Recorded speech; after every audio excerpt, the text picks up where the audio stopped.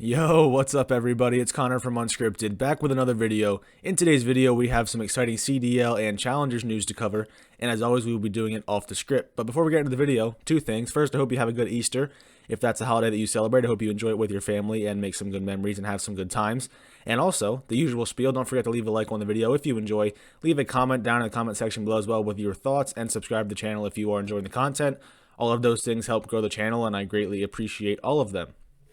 So that being said, let's get right into the news. And as you see on screen, the piece of Challengers news I was hinting at was that Methodz has been officially signed to WestR to compete on their Challengers team. As you see here, get ready to eat, WestR fam. Chef Tony is in the building. Join us in welcoming Methodz to the roster. We will be parting ways with Parasite, but would like to thank him for his hard work and dedication. Time to be undeniable. With a nice picture of Methodz here.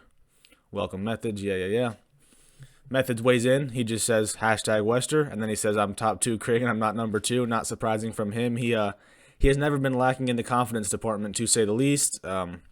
He's ready to go. I know he feels like he's really good at this game. He feels like he should not have been benched from the Ultra. I know a lot of people agree with that statement, and he's ready to prove his point in the Challenger scene. So I think WestR is, or actually, hold on. Before I do that, we'll look at Parasite's reaction to this. Here he has his first reaction. He's just mind blown. I don't know why it's not playing, but it's supposed to be Patrick's head exploding. Okay, whatever. Then he says, play hella good, people come together, help people come together, literally the glue preventing a full-on collapse and I get done dirty, can't believe it, it's getting old, so tired, nobody there for you but yourself. He then goes on to say, okay, making sure you could see it. When everyone was down bad, it felt like giving up. I literally was the only one who rallied my entire team, status in calls for hours, getting everyone to listen, come together and learn, put my heart and soul into competing for what? Hopefully one day this cycle will end, play, lead, coach, do everything for my teammates wherever I go, and bring an unmatched amount of effort into every situation. Tired of having to repeat the process every so often. It will never matter how I reinvent myself, the cycle continues on and on. I just want it all to end. Happiness continues to evade me when I think I found it. And then here we go. He weighs in his time in the actual CDL this year as well with the London Royal Ravens. He says, can't believe people will look towards my time in the league this year being brought into an impossible situation as a signal of my skill as a player. Trying to fit into a system that didn't exist while extremities outside of the game were affecting everyone was a tragedy.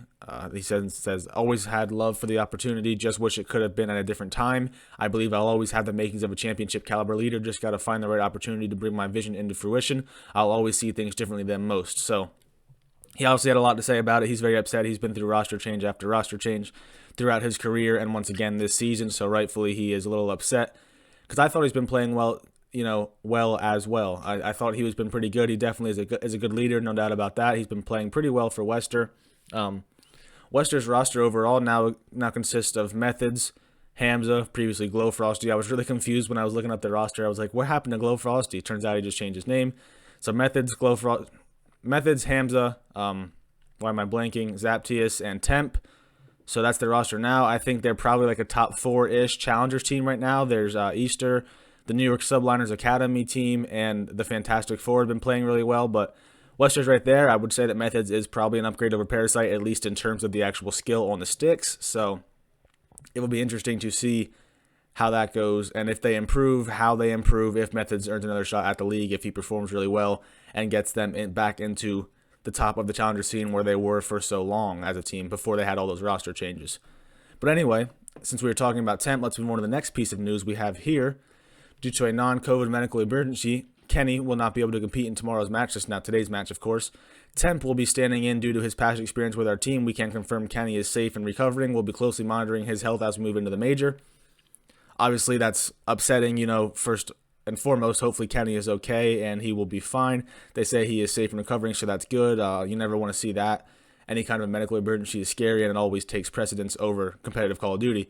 But it seems like Kenny is good, so that's good to know. He weighs in here. And he says, I appreciate everyone been feeling completely terrible these past couple days. Nurse says I should be fine in a few days, and I'm hoping that's the case. We'll be rooting for the team from my bed tomorrow, trying to just get as much rest as possible. So according to him, he's okay, or at least he's expected to be okay. And again, that's great news. That's the best thing to hear in a situation like this. That's your first and foremost concern.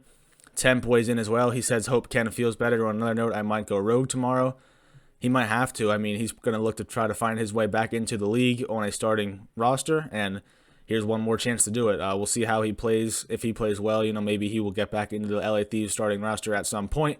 I doubt it, but I don't doubt that he'll play well. I doubt that he'll move back in the starting lineup after one good match, but we'll see if he plays well. You never know. Plus, if he has to play at the major, that could be a thing too, where he could earn some more playing time for himself. So definitely a situation to monitor. But back to the LA Thieves tweet, I think this was interesting. Maybe I'm just overreading things, but the way they say, Temp will be standing in due to his past experience with our team.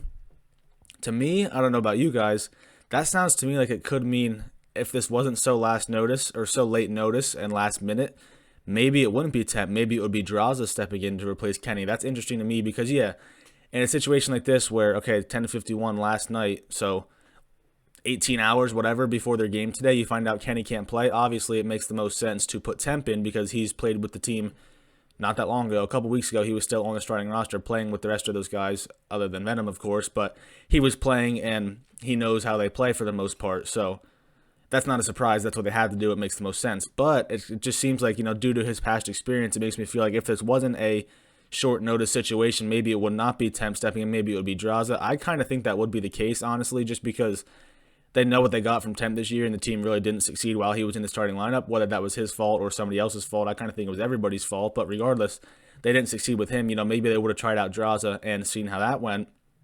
And the thing with the LA Thieves, too, is they can afford to have some flexibility with their roster and how they assemble their team, because TJ can kind of play both.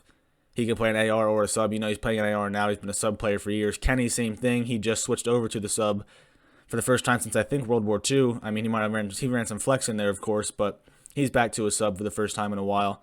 He's obviously versatile as well. And then Draza, I think, can play both roles as well. I know he had a tweet out after they won the One Challengers Cup. He said about AR, SMG doesn't matter. So they have a lot of versatility and a lot of flexibility with their roster construction. And I just think, like I said, just based on the way that tweet was worded, it kind of seems to me like if this wasn't so late notice, it might be a different story, and maybe Draza would have been in there for Kenny.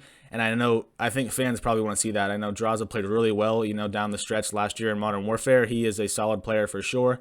He has the potential to just be explosive and take over a game. So if you're a team like the LA Thieves looking for a boom or bust kind of thing, they're going to be in the losers bracket. So, nothing to lose. Might as well go for it all. That's the kind of player that you might want Draza in there, just because he has the potential to really take over a map and lead the team to victory. But regardless, it's not going to happen. It's just interesting to me to think that it could have been the case had this not been so last minute. And now we move over into the standings. And as you see here, this is a big match for the LA Thieves in terms of seeding. Now, I don't think they'll be winners bracket. I'm not 100% sure, but I think, with a loss, they'll definitely be losers bracket. They'll be number 6, so they'll be like the worst overall seed pretty much from either group. So obviously, if they lose without Kenny in there, they will fall into the losers bracket for sure. And if they win, I'm not sure how the tiebreakers work. I don't know if they can get a winners bracket spot or not. It looks to me like they could. If London loses to FaZe, they'd be 2-3. LA Thieves win against LAG, they'd be 2-3 along with Ultra. So somebody there obviously would have to get the winners bracket spot. I'm not sure who it is, but regardless, if they would lose, LA Thieves, of course, they would be the last seed. So it's definitely not a good time right now to be missing one of your best players, potential winners bracket spot on the line, and you are without Kenny, who is, when he's at his best, he's probably their best player. He has not been at his best this year, but none of them really have. They've obviously been struggling. They could be considered the worst team in the league right now. I think some were thinking LAG, but then with their win over FaZe, you have to give them some respect. So I'd kind of probably say the loser of this match today between the LA teams is probably the weakest team in the league right now. So it's a good one to watch. I'm excited to watch it because now the stakes are a little bit higher. And just with Kenny not there, it's going to be more interesting to see how this team performs, how they come together and step up when they need to. It's going to be fun to watch. And on the other side of things, we have this just cluster in the middle of Group B. It kind of sorted itself out some yesterday. So now we actually do know Optic is, win or lose, they are guaranteed a winners bracket spot. They will have the tiebreaker. So if they lose, there'd be 4, 2, and 3 teams, which is just crazy to me how everything's so close in this group. But they would have the tiebreaker over Seattle, Paris, and Florida, so they still would get the 3 seed. If they beat Dallas, they can't get the 1 seed, but they'd be the 2 seed. So then actually it would go Minnesota 1, Optic 2, Dallas 3. So that's intriguing to me just because, it's funny. Yesterday, Optic fans were cheering for Minnesota because with Minnesota's win over Seattle, that secured Optic a winners bracket spot.